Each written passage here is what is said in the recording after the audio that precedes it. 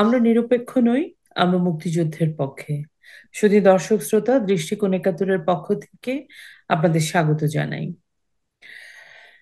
আহ বাংলাদেশে আসলে হচ্ছেটা কি? একের পর এক সংকট, সবকিছু মিলিয়ে মনে হচ্ছে আমরা মহা সংকটের দিকে এগিয়ে যাচ্ছি। আমরা বুঝতে পারছি না আসলে হচ্ছেটা কি, আমাদের ভবিষ্যৎ কি অন্ধকার, না আমরা আলো দেখতে পাবো। এই পুরো বিষয়টা নিয়ে যতটুকুন পারা যায় অল্প সময়ের মধ্যে আমাদের সাথে কথা বলবেন এম, একজন সাংবাদিক, এবং তিনি তার একটা ইউটিউব চ্যানেল আছে মানচিত্র নামে, এবং তিনি প্রতিদিনকার প্রতি মুহূর্তের ঘটনাবলী বিশ্লেষণ করেন, ব্যাখ্যা করেন এবং আমাদের শ্রোতাদের মাঝে তুলে ধরতে চেষ্টা করেন, এবং খুব সফলতার সাথে তিনি কাজটা করছেন। তিনি আমাদের অতি পরিচিত মঞ্জুরুল আলম পান্না। পান্না ভাই, দৃষ্টিকোণ একাত্তরের পক্ষ থেকে আপনাকে স্বাগত জানাই। শুভেচ্ছা আপনাদের তো শুরুতেই। আপনি কেমন আছেন? খুব জটিল প্রশ্ন, কেমন আছি? কিন্তু এই জটিল প্রশ্নটার উত্তরে আমরা খুব সহজ ভাবে দিয়ে দিই যে ভালো আছি। আসলে যতটা সাবলীল ভাবে বলার চেষ্টা করি ভালো আছি, বিষয়টা আসলে ততটা সহজ নয়। সম্প্রতি আপনি একজন যে উপদেষ্টা, ওর নাম কি আসিফ না? আসিফ মোহাম্মদ মাহমুদ শরীফ। সজীব ভুইয়া, ওর একটা সাক্ষাৎকার দেখছিলাম। ও খুব খুব মানে সুন্দর করে বিশ্লেষণ করলো যে কিভাবে ওরা আহ, বর্তমান প্রধান উপদেষ্টা আহ, তার সাথে যোগাযোগ করেছে। মানে এটা তারা জুলাইয়ের 2-1 তারিখ থেকেই তারা বুঝে গেছে যে সরকার থাকছে না। তারপরে তারা তাদের সাথে বদিউল আলম মজুমদার, তারপরে আমাদের আলী রিয়াজ, যিনি সংবিধান বদলে দিচ্ছেন বা সংস্কার করছেন, এবং বিএনপির নেতারা সবাইকে, আপনি তো ডেফিনেটলি শুনেছেন পুরো বিষয়টা। সে এক্সপ্লেইন করেছে এবং সে এটা বলেছে যে যদি এটা কোনো কারণে 5 তারিখে এই সরকার না ফল করতো, তাহলে তারা সশস্ত্র যুদ্ধে যেত। তার মানে কি, তাদের কাছে অস্ত্র আছে। হুম সশস্ত্র যুদ্ধে যাওয়ার জন্য তো আমাকে তো রেডি থাকতে হবে। হুম হুম। এই যে এরকম একটা গুরুত্বপূর্ণ পদে থেকে এই কথাটা যখন বলে একজন উপদেষ্টা, তখন সেই উপদেষ্টার কি সেই পদটা হোল্ড করার কোনো ইখতিয়ার থাকে? প্রশ্নই ওঠে না, প্রশ্নই ওঠে না। প্রথম কথা হচ্ছে তিনি শপথ ভঙ্গ করেছেন। আমি ধরে নিলাম যে সেখানে সশস্ত্র সো কল্ড বিপ্লবের কথা বলেনি বা সশস্ত্র যুদ্ধের কথা বলেনি, কিন্তু বিহাইন্ড দ্য স্ক্রিন কি হচ্ছিল, কার সাথে কি কথা হচ্ছিল। আহ আসিফ মাহমুদ তো বলেছেই হাসান আব্দুল্লাহ যদিও কোনো পদে নেই, বাট পদের বাইরে থেকে বলেছে যে ওই ইন্টারভিউতেই তো যে ওই আমাদের ইন্টারভিউতে বলেছেন। সেনাপ্রধান রাজি হচ্ছিলেন না ডক্টর ইউনূসের বিষয়ে, ডক্টর মোহাম্মদ ইউনূস তাদের মধ্যে, convicted। হ্যাঁ, ইউনূসকে দিতে চায় না, কনভিক্টেড আসামি ছিলেন উনি, হ্যাঁ, তো ইউনূস। একজন কনভিক্টেড আসামি বা কনভিক্টেড পার্সন কিভাবে রাষ্ট্রপ্রধান হন, খুবই লজিক্যাল যদি এখন কথা হয়েও থাকে। সেনাপ্রধান লজিক্যাল কথা বলেছেন তার জায়গা থেকে, কিন্তু সেটাকে সেনাপ্রধানকে মানে কালার করার জন্য এই কথাটা বলে ফেললেন। মানে এরা তো আসলে বুঝতে পারছে না যে কোত্থেকে কি কথা বলে ফেলছে, কতটুকু বলা উচিত।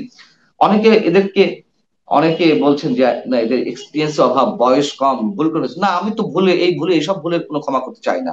প্রথমত তিনি শপথ ভঙ্গ করেছেন, রাষ্ট্রীয় বা সরকারি কোনো গুরুত্বপূর্ণ বা নীতি নির্ধারণী বিষয়ে ডিসক্লোজ মানে কোনো সিদ্ধান্ত হতে থাকলে সেগুলো ডিসক্লোজ করা শপথ ভঙ্গের মধ্যে পড়ে। তো তিনি তো রাষ্ট্র, এটা তো গুরুতর একটা সিদ্ধান্ত, রাষ্ট্রীয় বা সরকারি একটা নীতি নির্ধারণী সিদ্ধান্তের বিষয়ে তিনি ডিসক্লোজ করলেন। আর সশস্ত্র বিপ্লব, এটা তো আরো ভয়ঙ্কর বিষয়। সোকল্ড বিপ্লব বা আমি যুদ্ধটার কথাই বলি, যুদ্ধের তো কোনো রং নেই, আমি যুদ্ধের কথাই বলি। বিপ্লব শব্দটা আমি উচ্চারণ করতে চাই না, তারা যদিও সশস্ত্র বিপ্লব টিপ্লব কি হাবি জাবি কি সব কথাবার্তা বলছে। তো আপনি যেটা বললেন যে তার পদ পদবি তো থাকার কথাই নয়, তাদের অস্ত্রগুলো কোথায় এখন এই কোশ্চেন মানে জাতীয়ভাবে উত্থাপন করা উচিত।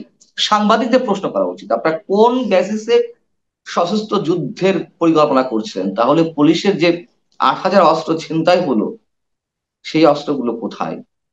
এখন তো আপনার 7.62 যে বুলেট গুলা এখন তার হদিস পাওয়া যাচ্ছে, যেখানে কিছু কিছু জায়গা থেকে উদ্ধার করা হচ্ছে। এগুলো তো কারা ব্যবহার করেছে? এগুলো তার পুলিশের বিরুদ্ধে ফায়ার করেনি, যেমন অসংখ্য পুলিশ মারা গেছে। এগুলো তো আর আওয়ামী লীগ ব্যবহার করেনি, যুবলীগ ব্যবহার করেনি। আচ্ছা, যুবলীগ আওয়ামী লীগের ক্যাডার যদি ব্যবহার করতোই, তারা তো আর পুলিশকে মারবে না, তারা সাধারণ ছাত্রদের উপর বা আন্দোলনে যারা ছিল তাদের উপর মারবে, তাই না? তো এগুলো উল্টাটা দেখা যাচ্ছে। আওয়ামী লীগের প্রশাসন বা ক্যাডাররা কাউকে হত্যা করেনি আমি নিশ্চয়ই সে কথা বলছি না, অবশ্যই করেছে, অবশ্যই তারা অনেকের হত্যাকাণ্ডের সঙ্গে জড়িত। কিন্তু পাশাপাশি যে ম্যাসিভ মানে ম্যাসাকার গুলো হয়েছে, সেইগুলো কারা করলো এবং কোন অস্ত্র দিয়ে করা হয়েছে, কারা অস্ত্র দিচ্ছিল? এই যে এই সরকার আসার পরে পাকিস্তানি যে জাহাজ এলো এবং পাকিস্তানি যেই কন্টেনার গুলো আসছে ব্যবসায়িক মানে প্রোডাক্ট হিসেবে, আওয়ামী লীগের সময় তো তাদের ক্ষেত্রে একটা বিশেষ পন্থায় এগুলো চেক করা হতো। অন্যান্য রাষ্ট্র থেকে যে পণ্যগুলো আসছে স্বাভাবিকভাবে সেইগুলোর তুলনায় আরো কেয়ারফুলি, আরো বেশি তল্লাশি করা হতো। পাকিস্তান থেকে যে পণ্যগুলো আসতো, পাকিস্তান থেকে ওই সময় খুব বেশি পণ্য আসতো না, তারপরে যতটুকু আসতো, এই সরকার আসার পরে সেই বিধানটিও তুলে নিয়েছে। অর্থাৎ স্বাভাবিক প্রক্রিয়ায় অন্যান্য রাষ্ট্রের যে ইয়েগুলো প্রোডাক্ট গুলো চেক করা হবে, যেগুলো ইম্পোর্ট হয়ে আসছে সেইভাবে চেক করা হবে। এক্সট্রা যে একটা নজরদারি ছিল পাকিস্তানি প্রোডাক্টের উপরে, সেটা থাকছে না। তাহলে আসলে এই বিশেষ নজরদারি উঠে যাওয়ার পরিপ্রেক্ষিতে বিশেষ কিছু কি আসা শুরু করেছে? এখন তো সেই প্রশ্ন উঠবে। আমরা নিজেরাই তখন বলেছি না, এটা তো পাকিস্তান থেকে অন্য কিছু আসছে না। যে জাহাজ ভিড়লো সরাসরি পাকিস্তান থেকে বাংলাদেশে এসে ভিড়লো, না আসলে ওর মধ্যে কিছু হয়নি, এগুলো প্রোপাগান্ডা ছড়ানো হচ্ছে। প্রোপাগান্ডা তখন ছড়ানো হলেও এখন তো আমাদেরকে বিশেষভাবে ভাবতে হবে আসলেই কি আসছিল ওর মধ্যে, অথবা যে প্রোডাক্ট গুলো এখন আসছে কি আছে সেগুলোর মধ্যে। নইলে সশস্ত্র সকল বিপ্লবের কথা তারা বলে কোন সাহস থেকে, কোন জায়গার উপর ভিত্তি করে? আসিফ মাহমুদ সজীব ভুঁইয়ারা আপনি যে বললেন যে তাদের পদ পদবি থাকার কথা না, তারপরেও থাকবে। তারপরে এই সরকারের তো কোনো জবাবদিহিতা নেই। কার কাছে জবাবদিহি করবে এরা? এরা তো সব জবাবদিহিতা ঊর্ধ্বে চলে গেছে, মানুষের কোনো কিছুকে তোয়াক্কা করছে না। আওয়ামী লীগ 16-17 বছরে মানে 15.5 বছর যা করেছে এখন তার উপরে চলে গেছে এই 7 মাসে। দুর্নীতি হচ্ছে না, মানুষের উপরে কি অত্যাচার হচ্ছে না, দখলবাজি হচ্ছে না, চাঁদাবাজি হচ্ছে না ভয়ঙ্কর আকারে? বরং 16 বছর মানে 15.5 বছর যা না হয়েছে, এখন ভাতের হোটেলে ফুটপাতে মানে চাঁদাবাজি হয়েছে, ছাত্রলীগের চেলাবেলা নিয়েছে।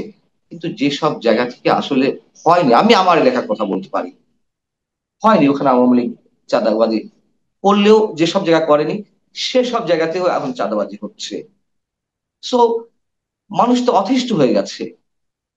আর সেখানে আমরা কি আশা করবো যে এই দুজনের পদ পদবি থাকবে না? থাকবে, খুব ভয়ের আকারে থাকবে, আরো পোক্ত আকারে থাকবে। তবে আমি একটা জিনিস বিশ্বাস করি, সবকিছুতে শেষ আছে। এই দুজনকেও যেতে হবে, এই গভর্নমেন্টকেও যেতে হবে, করুণ ভাবে বিদায় নিতে হবে। পান্না ভাই, আমি এই প্রসঙ্গে একটু একটা কথা বলি। যখন নাকি এই যে বিশেষ করে যে হাসনাত আবদুল্লাহর এই পোস্টের পরে আমরা দেখতে পাচ্ছি যে আম, তারা সেনাবাহিনীকে একটা প্রতিপক্ষ বানিয়েছে। এবং যখন নাকি একদিক দিয়ে প্রধান উপদেষ্টা বলছেন যে আওয়ামী লীগের উপরে কোনো নিষেধাজ্ঞা দেওয়ার চাপে পড়ে বলুন আর যে বলুন ওনারা বলেছেন পরিকল্পনা নেই। আবার অন্যদিকে আওয়ামী লীগের যেখানে নাকি সভা সমিতি করার জন্য, সভা সমাবেশ করার জন্য বিশেষ কিছু জায়গাতে সভা সমাবেশ করা যাবে না, সেরকম একটা নিষেধাজ্ঞা কিন্তু আছে, দেওয়া হয়েছে, হয়েছে না? সেখানে একটা বিশেষ দল, কয়েকটি সংগঠন কিন্তু ওখানে যে সভা সমিতি করছে, গোটা দেশ স্বাভাবিক। একদিকে, কিছু দলের জন্য নিয়ম নীতি একদম স্টেটের দুইটা নিয়ম চলছে। 17 কোটি মানুষের জন্য এক নিয়ম, আর বিশেষ কিছু মানুষ, কতিপয় দল এবং সংগঠন এবং মানুষের জন্য আলাদা নিয়ম। এই হচ্ছে এক অবস্থা। কিছু কিছু ক্ষেত্রে বোঝা যাচ্ছে যে সমন্বয়করা এক ধরনের বলছে কথা, সেনাবাহিনী আরেক ধরনের, আবার উপদেষ্টাদের মধ্যেও দুই ভাগ, এরকম কিন্তু বোঝা যাচ্ছে। এবং বারবার তারা ইনস্টিগেট করছে যে দেশে গৃহযুদ্ধ হবে, গৃহযুদ্ধ হবে, একটা ইনস্টিগেট করছে। এবং সেনাবাহিনীকে টার্গেট করাটাও সাধারণ মানুষ অনেকে মনে করছে যে এটা এক ধরনের ইনস্টিগেশন, যেন সেনাবাহিনী যদি নামে তাহলে একটা গৃহযুদ্ধ হবে। গৃহযুদ্ধ হওয়াটা মনে হচ্ছে ওরা চাচ্ছে, হম হম। ক্ষমতায় থাকার জন্য কি চাচ্ছে? আর অবশ্যই। গৃহযুদ্ধ কি আসলেও হবে? কি মনে হয় আপনার? উম, আমি আপনার প্রশ্ন দ্বিতীয় অংশ দিয়ে শুরু করি। এই প্রশ্নের উত্তর, গৃহযুদ্ধ হওয়ার একটা সম্ভাবনা আছে, আমি প্রথমেই বলেছি। কারা জয়ী হবে সেটাও আমি বলেছি। সেরকম একটি সম্ভাবনা প্রবল আকার ধারণ করছে। আর আপনি যেটা বললেন যে প্রথম অংশটা যেন কি ছিল, যে তারা স্টেটের মধ্যে একা, দুই ধরনের নিয়ম চলছে। দুই ধরনের, হ্যাঁ। সাধারণ আচ্ছা, মানুষের জন্য এক নিয়ম, হ্যাঁ, বিশেষ হ্যাঁ, গোষ্ঠীর জন্য আরেক নিয়ম। অবশ্যই, অবশ্যই, নতুন অবশ্যই। রাজনৈতিক দল এবং এখন হেফাজত খেলাফত ওদের জন্য জামাতি শাহবাগে, ধ্বংস। শাহবাগে রাস্তার চার কর্নারে চারটি হসপিটাল, দুই পাশে সবচেয়ে বড় যে বার্ন এবং বঙ্গবন্ধু শেখ মুজিব মেডিকেল বিশ্ববিদ্যালয়, যদি শুধু নাম পরিবর্তন করা হয়েছে। আর তারপরে অন্যান্য গুরুত্বপূর্ণ স্থাপনা রয়েছে, খুবই ভিআইপি একটি এরিয়া, মানে রোড। তো সেখানে কোনো শহর সমাবেশ করা যাবে না, এরকম একটি সিদ্ধান্ত নিয়েছে, ভালো, গুড। কিন্তু সেখানে জাতীয় নাগরিক পার্টি বা আওয়ামী লীগ নিষেধের দাবিতে ওখানে সমাবেশ হচ্ছে, তাদের জন্য কিছু করা হবে না, কিছু করা হচ্ছে না। মানে এগুলো হচ্ছে কি, যে আপনি কি বলবেন, যে আওয়ামী লীগকে ছাড়িয়ে গেছে তো, আওয়ামী লীগকে ছাড়িয়ে গেছে। আওয়ামী লীগের সবাই প্রশ্নগুলো উঠেছিল যে গণজাগরণ মঞ্চ কিভাবে দিনের পর দিন, মাসের পর মাস ওই জায়গাটি তে অবস্থান নিয়ে যুদ্ধাপদে বিচার দাবি করছে, কিংবা কাদের মোল্লা ফাঁসি দাবি করছে, খুবই ভ্যালিড কোশ্চেন ছিল। যারা এটি দাবি প্রশ্নটা তুলেছিল, আমরা তখন অনেকে হয়তো এটাকে অন্যভাবে ট্রিট করছিলাম, বাট প্রশ্নটা তো যৌক্তিক, তাই না? মানে মাসের পর মাস এরকম একটা গুরুত্বপূর্ণ একটা সড়ক বন্ধ করে, তাও পুরো সড়ক, ওদিকে ভার্সিটি এরিয়ার রাস্তাঘাট বন্ধ হয়ে যাচ্ছে, এদিকে আপনার মতিঝিল গুলিস্তান যাওয়ার পথ বন্ধ হয়ে যাচ্ছে, এদিকে নিউ মার্কেট এরিয়া বা ধানমন্ডি এরিয়ার পথ, এদিকে কারণ বাজার বা ফার্ম গেট, উত্তরার পথ, মানে পুরো ঢাকা শহরে অর্ধেক ক্লাবস হয়ে যাচ্ছে, কিন্তু মাসের পর মাস বন্ধ ছিল। ওই সময় যেমন আওয়ামী লীগ সহযোগিতা করেছিল গণজাগরণ মঞ্চকে, এখন ঠিক তারা এখন এই শক্তিটাকে সমর্থন করছে। এবং দ্বিচারিতা তো বটেই। আ- সার্জিস আলম এবং হাসনাত আব্দুল্লাহ, মাগুরার যে প্রচন্ড পাশবিকতার শিকার যে শিশুটির জানাজায় অংশ নিতে গেল, তারা তাদের ঔদ্ধত্য দেখিয়েছে না? জানাজায় অংশ নিতে যাচ্ছে, হেলিকপ্টারে উঠলো, বলা হলো কি যে না, সিট খালি ছিল, আমি উঠে পেরেছি। আচ্ছা, সিট খালি থাকলে কি আপনি উঠতে পারতেন না? আমি উঠতে পারতাম। অথবা বিএনপি বা অন্য কোনো দলের নেতারা যদি থাকতো এখানে, দাঁড়িয়ে রয়েছে, ভাই উঠতে চায়, উঠতে দিত?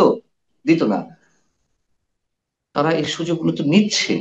এটা তো এখন ওপেন, ওপেন সিক্রেট বললেও ভুল হবে, ওপেন, যে কতটা সাপোর্ট তাদেরকে দেওয়া হচ্ছে, কতটা পক্ষ অবলম্বন করা হচ্ছে, এর জবাব তো কেউ দিবে না। নাহিদ ইসলাম পদত্যাগ করার পরে এই জাতীয় নাগরিক পার্টির, তার আগে তো জাতীয় নাগরিক কমিটি ছিল, ওই কমিটি ফিরে যাওয়ার জন্য যখন দল গঠনের জন্য পদত্যাগ করলেন, তখন ওই যে মিস্টার শফিকুল আলম সাহেব, তাকে জড়িয়ে ধরে বা পাশে বসিয়ে বলছিলেন যে তিনি একসময় প্রধানমন্ত্রী হবেন, বা তিনি পদত্যাগ করেছেন। আচ্ছা, পদত্যাগ করার পর তো তিনি অ্যাডভাইজার ছিলেন না, তিনি নর্মাল আপনার আমার মতো একজন মানুষ, তাই না? তাকে কোন প্রোটোকলে বসিয়ে পাশে বসিয়ে সংবাদ সম্মেলন করলেন শফিকুল আলম? এগুলো তো স্পষ্ট, এগুলো আলোচনা হচ্ছে, মানে সমালোচনা হচ্ছে, বিতর্ক করছে, তাতে তাদের কিছু যায় আসে না। আর ওই যে যুদ্ধের কথা বলছিলেন, না, আমি বলতে চাচ্ছি যে আহ, তাহলে কি, মানে সরকার, প্রধান উপদেষ্টা, তার মণ্ডলী, তার যে এই যে আপনি যার বললেন যে প্রেস সচিব, মানে সরকার এখন যারা সরকার চালাচ্ছে, দেশ চালাচ্ছে, তাদের সাথে এখনকার যারা আছে সমন্বয়ক বা নতুন পার্টি, কিংস পার্টি, যেভাবে আপনি বলেন, এবং সমন্বয়করাই তো এখন হর্তাকর্তা বিধাতা, তাদের সাথে তো একটা মানে একটা তাদের নিজেদের মধ্যে একটা ভালো আন্ডারস্ট্যান্ডিং আছে, এটা ধরে নেওয়া যায়। তাহলে গৃহযুদ্ধটা কি 17 কোটি মানুষের সাথে হবে? কাদের সাথে হবে? কেন হবে? অবশ্যই, আমি সেটাই অবশ্যই, জানতে চাচ্ছি আপনার কাছে। অবশ্যই। এখন আপনি বলছিলেন তো যে তারা কি আসলে ক্ষমতা থাকার জন্য করতে চায় যুদ্ধটা? যুদ্ধ তো পরের বিষয়, তার আগে যতক্ষণ এসব কি বলা যায় এগুলো, মানে আমি ইনফর্মাল আমি ওয়ার্ড ইউজ আপনাকে একটু করি। ধরিয়ে দেই, এই জন্য বললাম আমি ক্ষমতায় থাকার জন্য, কারণ আমাদের কিন্তু নির্বাচনের জন্য দেশে বিদেশে এখন চাপ দেওয়া হচ্ছে, একটা free and fair inclusive election হতে হবে। ইনক্লুসিভ ইলেকশন মানে মানে হচ্ছে এদেরকে চলে যেতে হবে, আরেকটা নির্বাচিত সরকার আসবে। এখন যদি নতুন পার্টি আসে তাহলে সেটা ডিফারেন্ট, সেটা আসার সম্ভাবনা খুবই কম। তাহলে এখন যদি দেশে একটা খুবই গৃহযুদ্ধের মতো পরিস্থিতি হয়, সেখানে তো নির্বাচনের প্রশ্নই নেই। সেইভাবেও তো তারা থেকে যাওয়ার চিন্তা করতে পারে, না হলে আমি তো কোনো যুক্তি দেখি না। এই জন্য বললাম যে তারা কি ক্ষমতায় না, যাওয়ার ঠিক জন্য। আছে, আপনার কোশ্চেন তো খুবই ভ্যালিড। বিষয়টা হচ্ছে তারা তো নির্বাচন চাচ্ছে না।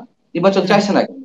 নির্বাচন চাইছিলেন তারা ক্ষমতায় না গিয়ে, একটা হচ্ছে জামাত আর একটা হচ্ছে এই ছাত্রদের এখনকার দল। দল গঠনের আগেও তো তারা পাওয়ারের নানান স্টেজে তারা প্র্যাকটিস করছিল, পাওয়ার প্র্যাকটিস করছিল বা ক্ষমতার অংশীদার হিসেবে ছিল। এবং সেটা আরো এখন বেশি বেশি হয়েছে। জামাত দেখছে যে আমি নির্বাচনে গেলে কয়টা সিট পাবো? ম্যাক্সিমাম দুটো, পাঁচটা, আটটা, দশটা, 15টা, 20টা, ম্যাক্সিমাম। তা তো পাবেই না, বাস্তবতা ধরে নিলাম। তো 20টা আসন নিয়ে তো আর ক্ষমতা যেতে পারবে না। ক্ষমতা কে যাবে? আইদার বিএনপি অথবা অন্য কোনো মানে অ্যালায়েন্স করে বিএনপি কারোর সঙ্গে যাবে, এরকমই তো। এখন এখন পর্যন্ত যে বাস্তবতা হচ্ছে, আমি ক্ষমতা ভোগ করছি মানে নির্বাচনের বাইরে থেকে বর্তমান সরকারের, সেটাই ভালো। ছাত্ররাও তাই ভাবছে। আরেকটা হচ্ছে তারা আরো বেশি সংগঠিত হবে, আরো বেশি গণভিত্তি রচনার চেষ্টা করবে, স্থাপনের চেষ্টা করবে। সেই জায়গা থেকে একেবারে স্পষ্ট তারা নির্বাচন চায় না। এবং এই নির্বাচন না চাওয়ার না যাতে না হয়, প্রলম্বিত যাতে হয়, তার জন্য তো নানান ধরনের ফন্দি ফিকির। এই যে আসিফ মাহমুদ সজীব ভাই আসলে নাক টিপলে দুধ বেরোয়, হ্যাঁ। এই ছেলে স্থানীয় সরকার মন্ত্রণালয়ের উপদেষ্টা হয়, যেখানে এই মন্ত্রণালয়ের দায়িত্ব ছিল হাসান আরিফ সাহেব, যিনি আগে তত্ত্বাবধায়ক সরকার উপদেষ্টা, যার অভিজ্ঞতা ছিল। আচ্ছা, হাসান আরিফ বাদ দিলাম, আর কোনো উপদেষ্টা নেই, আর কোনো ব্যক্তি নেই স্থানীয় সরকার মন্ত্রণালয়ের। সে ছিল যুব ক্রীড়া মন্ত্রণালয় এবং শ্রম কর্মসংস্থান মন্ত্রণালয়ের দায়িত্ব, হ্যাঁ। শ্রম কর্মসংস্থান থেকে তাকে এনে এখানে দেওয়া হলো। হাসান আরিফকে বাদ দিয়ে সম্ভবত বেসামরিক বিমান চলাচল পর্যটন মন্ত্রণালয়ের দায়িত্ব দেওয়া হলো। আচ্ছা, কি কারণে? এগুলো সব ওই যে ম্যাটিকুলাস ডিজাইন বলে না, এখন একটা শব্দ বেরিয়েছে, সব ম্যাটিকুলাস ডিজাইনের অংশ। আসিফ মাহমুদ এখানে বসে স্থানীয় সরকারের যারা আছে, এত বড় একটা মন্ত্রণালয় যেখানে কাজ করেছে আব্দুল মান্নান ভুঁইয়া, বিএনপির মহাসচিব ছিলেন, জিল্লুর রহমান আওয়ামী লীগের সেক্রেটারি ছিলেন, হ্যাঁ, অথবা সৈয়দ আশরাফুল ইসলাম আওয়ামী লীগের সেক্রেটারি ছিলেন, অথবা খন্দকার দেলোয়ার হোসেন, তিনি ক্ষমতায় থাকতে ছিলেন কেন মন্ত্রী, যাও। অর্থাৎ দলগুলোর মহাসচিব বা সাধারণ সম্পাদকরা হন। আর এই ছেলে স্থানীয় সরকার মন্ত্রণালয়ের দায়িত্ব নেয়। কি জন্য নেয় আমরা বুঝি না এগুলা। এই যে স্থানীয় সরকার নির্বাচনের দাবি তোলা হচ্ছে প্রত্যেক জায়গায়, যে ছাত্র মাত্র যারা আছে ক্লাস 8, 9, 7 এর ছেলেপেলে, এই ছেলেপেলেদেরকে নিয়ে এসে বিভিন্ন জায়গায় কাউন্সিলর বানাবে বা এই যে ওয়ার্ড মেম্বার বানাবে, চেয়ারম্যান বানাবে। তারপরে টাকা লেনদেনে একটা ব্যাপার স্যাপার আছে। এখন এই যে ওয়ার্ড কাউন্সিলর যারা ছিল, এখন যেগুলোকে বাদ দেওয়া হচ্ছে, ওগুলোকে আবার ফিরিয়ে আনার চেষ্টা করা হচ্ছে। তাদেরকে স্বপদে ফিরিয়ে আনা হবে বা প্রশাসক নিয়োগ দেওয়া হবে, প্রত্যেকের কাছে চাঁদাবাজি শুরু হয়েছে। বা এগুলো এখনো ওপেন সিক্রেট, আপনার এগুলো এগুলো এখন ওপেন সিক্রেট। এই যে তহবিল জমাচ্ছিল, তাদের বিরুদ্ধে তো এখন অনেক ধরনের অভিযোগ উঠেছে। চাঁদাবাজি, টাকা ভাগাভাগি, নানান ধরনের অভিযোগ উঠেছে। তার অংশ হিসেবে স্থানীয় সরকার নির্বাচনটা নেওয়া, মূল জায়গায় আমি আসি, জাতীয় সংসদ নির্বাচনটা লেন্দি করতে। এগুলো তারই প্রক্রিয়া। এবং এই যে স্থানীয় সরকার নির্বাচনের দাবি উঠছে মাঝে মাঝে, আরো নানান ধরনের বিষয়। এখন এই গণপরিষদ নির্বাচন দাও, এই সংবিধান ছুঁড়ে ফেলতে হবে, নতুন সংবিধান নিতে হবে, কত কি দাবি! দাবির শেষ নেই। 5ই আগস্ট আগে তো এত দাবি ছিল না, তখন দাবি ছিল একটা, শেখ হাসিনা রিজিমের মানে অবসান, শেখ হাসিনা সরকারের পতন, এই তো। এর বাইরে তো আর কোনো দাবি ছিল না। এখন তার নতুন রাজনৈতিক বন্দোবস্ত কত কি বলছে, গণপরিষদ নির্বাচন, সংবিধান, প্রোক্লেমেশন, ইত্যাদি ইত্যাদি। নির্বাচন তারা চায় না। আর দ্বিতীয় অংশ দিয়ে বলি যে প্রয়োজনে তারা যুদ্ধ বাঁধাবে। হ্যাঁ, নির্বাচন না হওয়ার জন্য তাদের ক্ষমতাকে প্রলম্বিত করতে, ধরে রাখতে তারা প্রয়োজনে যুদ্ধ বাঁধাবে। এবং সে প্রস্তুতি তাদের আছে বলে এখন অনেকেরই ধারণা, আমিও মনে করি। নইলে সেই অস্ত্রগুলো উদ্ধার হয় না কেন? কেন পুলিশ হত্যার বিচার হয় না? জাতিসংঘ যে রিপোর্টটি দিল, সেই রিপোর্টটিও তো পার্সিয়াল। 1400 মানুষ নিহত হওয়ার কথা বলেছে, সেই 1400 মানুষ কবে নিহত হয়েছে? 5 আগস্টের আগে কতজন হয়েছে জুলাই আন্দোলন থেকে শুরু করে, আর 5 আগস্টের পরে কতজন নিহত হয়েছেন? এরা তো জাতিসংঘকেও কিনে নিয়েছে মনে হচ্ছে। অস্বাভাবিক কিছু নয়। এই প্রশ্নগুলোর উত্তর তো কারো কাছে নাই, আমরা শুধু ধারণা থেকে আমরা বলতে পারি, তাই না? স্পষ্ট উত্তর তো আমরা কেউ দিতে পারছি না। সো, আর এই যে সো কল্ড রাজনৈতিক বন্দোবস্তের জন্য তারা এই যে ইনসাফ কায়েমের জন্য, ইনকিলাব জিন্দাবাদ দেওয়ার জন্য নতুন নতুন শব্দ আমরা শুনছি আবার নতুন করে, এগুলোর জন্য তারা যে ম্যাটিকুলাস ডিজাইন করে রেখেছে, তার অংশ হিসেবে একটা যুদ্ধ তারা বাধালে বাধাতে পারে। নইলে কেন সেনাবাহিনীকে প্রতিপক্ষ করা হবে? কেন সেনাবাহিনীকে সম্বন্ধে এত নোংরা মন্তব্য করা হবে? কোনো প্রয়োজন নেই তো, কোনো প্রয়োজন নেই। তারপরে এরা বলছে, এমন এমন ছেলে পেলে বলছে যারা সেনাবাহিনীর শব্দটার ইংরেজিটাও ভালো করে বলতে পারবে না, অথবা ইংরেজিটা বলতে পারলেও বানানটা ভালো করে বলতে পারবে না। পান্না ভাই, ওরা এখানে জাস্ট আমরা একটু বলি।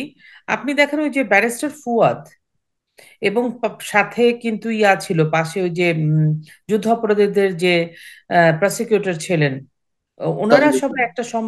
একটা বোধহয় সমাবেশ করে ওখানে কিন্তু ওনারা প্রকাশ্যে বলেছেন যে সেনাবাহিনী উড়িয়ে দিবেন। আপনি এটা শুনেছেন? উড়িয়ে দিবেন এই কথা বলেছেন? হ্যাঁ, আমি শুনি, সরি হ্যাঁ, সরি, আমি শুনি। হ্যাঁ, এরকম আমি আপনাকে লিঙ্কটা মানে পাঠাবো নে। একেবারে এভাবে বলেছে সেনাবাহিনী উড়িয়ে দিবে? এভাবে, হ্যাঁ, সেনাবাহিনী প্রয়োজনে, যদি প্রয়োজন হয়, এরকমই একটা কিছু আমি দেখছিলাম। প্রয়োজন হয়। তো আচ্ছা হ্যাঁ, তাদের প্রয়োজন হতে হতেই পারে। এখন সেনাবাহিনী তো এক সার্বভৌমত্বের প্রতীক, তাই না, একটা রাষ্ট্রের। তো মানে এক হুমকি দিয়েছে। সেনাবাহিনী, হ্যাঁ, তো প্রয়োজনে ক্যান্টনমেন্ট, সেনাবাহিনী মানে ক্যান্টনমেন্ট উড়িয়ে হ্যাঁ, দিতে তার মানে যদি দরকার হয় উড়িয়ে দিবে। এবং সেখানে ব্যারিস্টার ফুয়াদ এবং ওই যে ইয়ে ছিলেন, যুদ্ধাপরাধীদের যে প্রসিকিউটর তাজুল ইসলাম, এখন তো চিফ প্রসিকিউটর, উনিও হ্যাঁ ছিলেন হ্যাঁ। ওইখানে। আমার কাছে ছবিও আছে। আমার বক্তব্য, আমরা এখন এটাকে র্যাপ আপ করে ফেলি। পান্না ভাই, বাংলাদেশের অবস্থা আসলে খুবই মানে খুবই একটা ভালনারেবল জায়গায় আমরা দাঁড়িয়ে আছি। আপনি নিজে জানবেন যে এটা কিন্তু বিভিন্ন বিশ্বের বিভিন্ন গণমাধ্যমও কিন্তু এটা প্রকাশ করছে যে বাংলাদেশ ইজ নেক্সট আফগানিস্তান। আপনি হুম হুম আপনি হয়তো পড়ে থাকবেন, হুম, এরকম জি। কিন্তু কথা হচ্ছে। কিন্তু এই অবস্থাতে আমরা একদম অনুষ্ঠানের শেষ পর্যায়ে চলে এসেছি, যেহেতু আমি আপনাকে পেলাম, এই প্রিভিলেজটা নিচ্ছি। এই অবস্থাতে আমাদের এই যে 26শে মার্চ আসছে আসছে আর একদিন পরেই আমাদের স্বাধীনতা দিবস। এর আগে বঙ্গবন্ধু সহ তাজউদ্দিন সহ অনেকের মুক্তিযুদ্ধের যোদ্ধা হিসেবে তাদের স্টেটাস বাতিল করে দেওয়ার একটা কথা বলছে। এগুলো তো যদিও আমি এত ধর্তব্যের মধ্যে ধরি না, নির্বাচিত সরকার আসলে সব চেঞ্জ হয়ে যাবে, ব্যাপারটা ওরকম না। কিন্তু আমাদের যে আজকে এই যে ভালনারেবল সিচুয়েশন, 17 কোটি মানুষের যে অনিশ্চিত জীবন, কোনো আইন নাই, শৃঙ্খলা নাই, অর্থনীতি ধ্বংস, নিরাপত্তা নাই, কিছু নেই। এই অবস্থায় আবার ওরা বলছে গৃহযুদ্ধ বাঁধাতে চায়, কারণ তারা তাদের কাছে অস্ত্র আছে। এবং আমি মনে করি যে হয়তো সেনাবাহিনীও অনেক ধীরে সুস্থে আগাচ্ছে, কারণ তারা কোনো এই ধরনের ম্যাসাকার চায় না।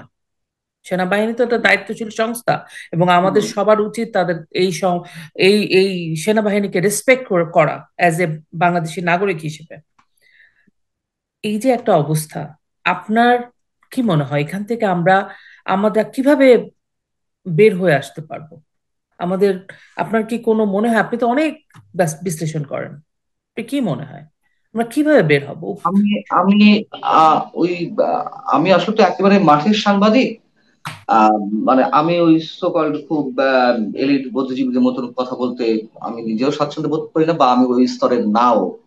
আমি যেটুকু বুঝি, আমাদেরকে প্রস্তুতি নিতে হবে।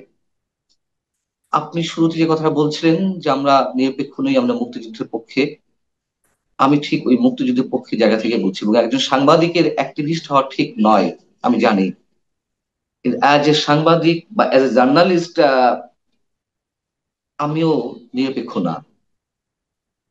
আমি আমার মুক্তিযুদ্ধের জায়গা থেকে কোনো ধরনের কোনো কম্প্রোমাইজিং এর প্রশ্নই ওঠে না। সো প্রস্তুতি আমাদের নিতে হবে। আমি ওপেন বলছি, তারা যেভাবে ডাক দিচ্ছে, আমি এখন একেবারে একেবারে আমি সাংবাদিকতা বলেন বা অন্য কোনো প্রফেশন সবকিছু বাইরে থেকে বলছি, ব্যক্তি সত্তা থেকে বলছি। তারা এই যে গৃহযুদ্ধের কথা বা সেনাবাহিনীকে জনগণের মুখোমুখি দাঁড় করিয়ে দেওয়া, এগুলো কিন্তু একেবারে নিছক কোনো বক্তব্যের অংশ থেকে আসেনি। তারা অনেক ধরনের ডিজাইন থেকে, পরিকল্পনা থেকে এই কথাগুলো বলছে। সেই কথা বলছিলাম আপনার সঙ্গে, আপনি যে বললেন যে সেনাবাহিনীর সম্বন্ধে যে এই যে ক্যান্টনমেন্ট উড়িয়ে দেওয়া, আপনি চিন্তা করেন তো, সেনাবাহিনী নিয়ে অনেক ধরনের বিতর্ক থাকতে পারে, সেনাবাহিনীর কোনো কোনো কর্মকর্তা গুম খুনের সঙ্গে জড়িত থাকতে পারে, অন্যায় অপরাধ দুর্নীতির সঙ্গে জড়িত থাকতে পারে, আছে, ডেফিনেট ভাবে, ডেফিনেট করে বলছে ছিল। কিন্তু পুরো প্রতিষ্ঠান তো আর দায়ী নয়। এবং পুরো প্রতিষ্ঠানকে জনগণের মুখোমুখি দাঁড় করানোর এই যে টেন্ডেন্সি, এই যে যে একটা অপসংস্কৃতি শুরু হয়েছে রাস্তার, যারা, যদি বলছিলাম যে আর্মি শব্দের উচ্চারণটা ভালো করে বলতে পারে না, তারা এখন সেনাপ্রধানকে হুমকি দেয়। কি কারণে দেয়? মানে একেবারে খেলো করে ফেলতে পারছে, তাদের মোরালিটি একেবারে ভেঙে দিতে চাচ্ছে। এটা কিন্তু ডিজাইনের অংশ। সো তারা সেভাবে এগোচ্ছে। আমি আশঙ্কা দেখি।